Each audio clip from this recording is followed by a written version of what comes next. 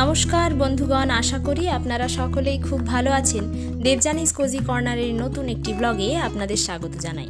আজ সকালে ছাদে গিয়ে দেখি ঠিক শীতকালের মতোই কুয়াশা হয়ে রয়েছে। তবে হ্যাঁ, বলে রাখি এই ভিডিওটা কিন্তু হোলির ঠিক পরে যখন আমি মাসির বাড়ি গিয়েছিলাম তখনকার। তাই ভেবেছি পুরনো ভিডিওগুলো আগে আপলোড করে নিই, তারপর রিসেন্ট ভিডিওগুলো এক এক করে ছাড়বো। এখন তো বৃষ্টিকাল, তাই ছাদে পাখিদের খেতে দিতে একটু সমস্যা হয় ঠিকই, তবে ওই সময়টায় যখন ভিডিও বানিয়েছিলাম তখন কিন্তু এই সমস্যাটা ছিল না।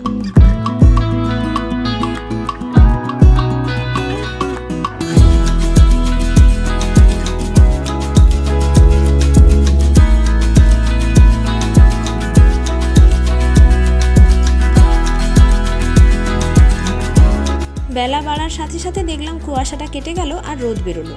আর ওদিকে মাসির বাড়ি থেকে ফোন করে ডাকছিল, কারণ তখন হচ্ছে বালিসাইতে গৌরাঙ্গ উৎসব চলছিল, যেটা প্রতি বছরই হয়ে থাকে। তো এই মেলা উপলক্ষে সোম অবশ্য দিদার সাথে দুদিন আগেই ওখানে চলে গিয়েছে। যদিও এইবার আমি যাব না ভেবেছিলাম, ওদিকে মাসি ফোন করতে ভাবলাম একবার ঘুরে আসি। তো সেই মতো মাসির বাড়ি চলে গেলাম।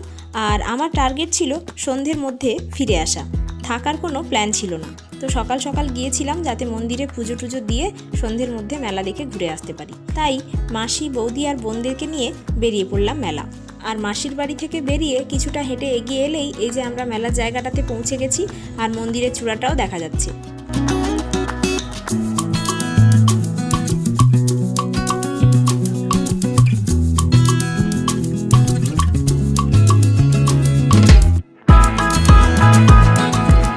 সেই ছোট থেকেই মাকে আর মাসিদেরকে দেখে আসছি প্রতি বছর 14 মাদলের মেলায় এসে বাতাসা হরি লুট করতে, আর সেই মতো এখন আমরাও তাই করি। তো আমরা এখন বাতাসাটা কিনে নিয়ে চলে এসেছি। এখন সবাই এখানে পুজো দেবে, পুজো দেওয়া হয়ে গেলে সব একে একে বাতাসা হরি লুট করা হবে।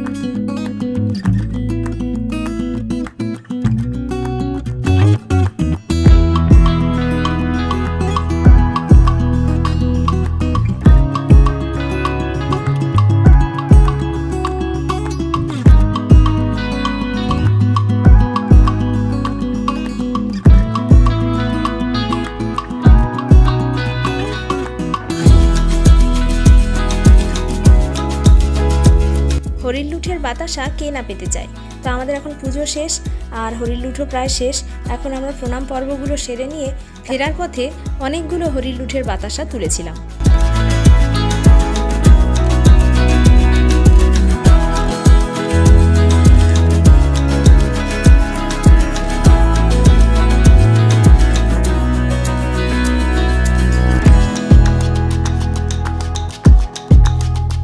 এরপরে আমরা চণ্ডী মন্দিরে ঢুকেছিলাম মায়ের দর্শন করতে, আর প্রণাম সেরে নিয়ে আমরা ওখান থেকে বেরিয়ে মেলার একদম পেছন দিকে যেখানে বড় ঠাকুর হয়েছে সেখানে ঠাকুর দেখতে গেলাম।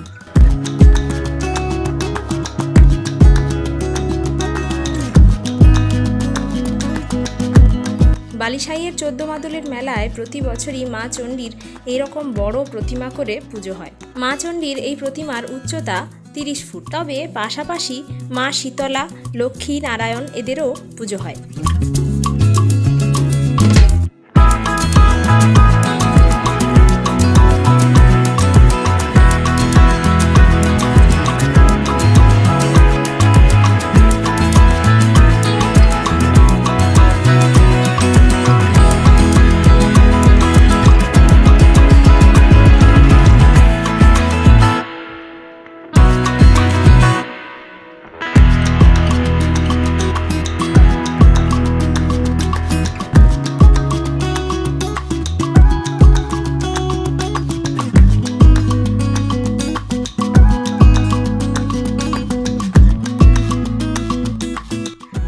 ঠাকুর দেখাও হয়ে গেছে।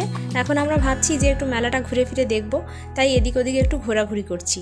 যদিও দু একটা দোকান দুপুরবেলার দিকে বন্ধ থাকে, যেহেতু ওনারা রান্নাবান্না খাওয়া দাওয়া করেন। তাও চলুন দেখি দোকানপাটগুলো কীরকম কী রয়েছে।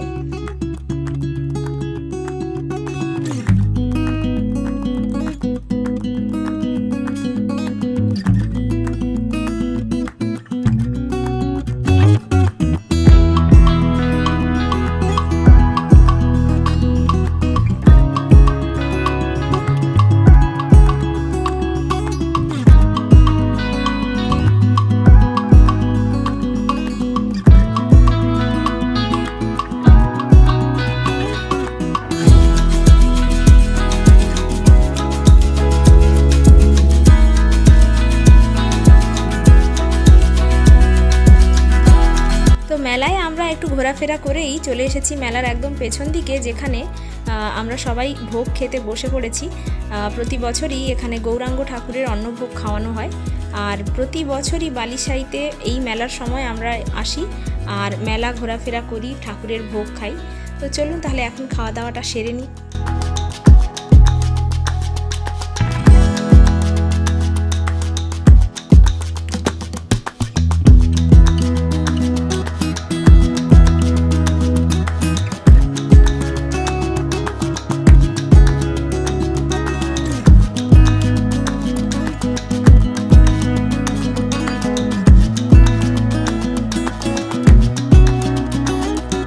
এই সময়টাতে প্রতিদিন বিকেলবেলাতে মাসিরা সব মাঠের দিকে শাক তুলতে যায়, তাই আজকেও আমরা মেলা থেকে ফিরে একটু রেস্ট নিয়ে মা মাসিদের সাথে বোনেরাও মিলে বেরিয়ে পড়লাম শাক তুলতে। তো যে জায়গাটাতে আমরা শাক তোলার জন্য যাচ্ছি, জায়গাটা এখান থেকে মানে মাসিদের বাড়ি থেকে একটু দূরে, তাই প্রথমে কিছুটা রাস্তা হেঁটে গেলেও মাসি একটা টোটো দেখতে পেয়ে বলল, চল আমরা সবাই টোটোতে উঠে পড়ি। তাই আমরা শেষ অবধি টোটো করেই ওখানে পৌঁছেছিলাম।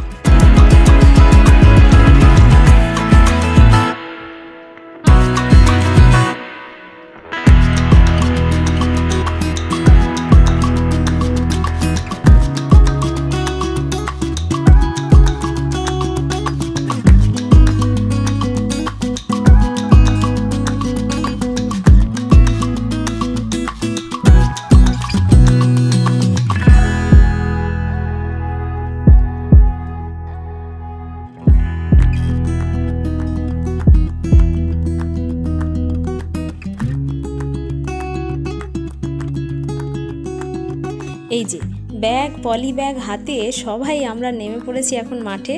যে শাক আমরা এখন মাঠ থেকে তুলব সেটা আমরা আমাদের ঘরোয়া ভাষায় বলে থাকি চিকনি শাক। আর কি নামে একে ডাকা হয় আমার জানা নেই, আপনারা জেনে থাকলে কমেন্টে জানাবেন। আর একটা শাক হচ্ছে শুশনি শাক। এই যে শাকটা দেখছেন, যেটা চিকনি শাক বললাম, মাটির ফাঁকে ফাঁকে বা ধান কেটে নেওয়ার পরে যে অংশটা মাঠে থেকে যায় তার ঠিক নিচে নিচে এই শাকটা হয়ে থাকে। এই যে আমার হাতে দেখছেন। তবে এই শাকের নামের মতো রান্না করার পদ্ধতিটাও একটু আলাদা। বড়ি, চিংড়ি মাছ, রাই বাটা, আলু, বেগুন আর সঙ্গে অল্প একটুখানি ভাতের ফ্যান, ব্যাস তাহলেই জমে যায় এই শাক। আমি এদিকটাতে একা বসে শাক তুলেই যাচ্ছিলাম, আর মারা মাসিরা একটু দূরেই ছিল বোনেদের সাথে। ওরা ওখানে চিকনি শাক আর শুশনি শাক দুটোই তুলেছিল।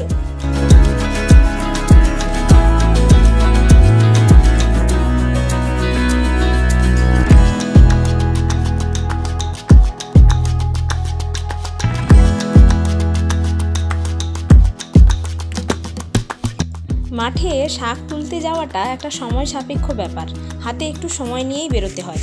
আমরা বেরিয়েছিলাম ঠিক 3:30 4টের দিকে, আর শাক তুলতে মগ্ন হয়ে যাওয়ার পরে কখন যে বিকেল গড়িয়ে সন্ধে হয়ে আসছে আমরা খেয়ালও করিনি।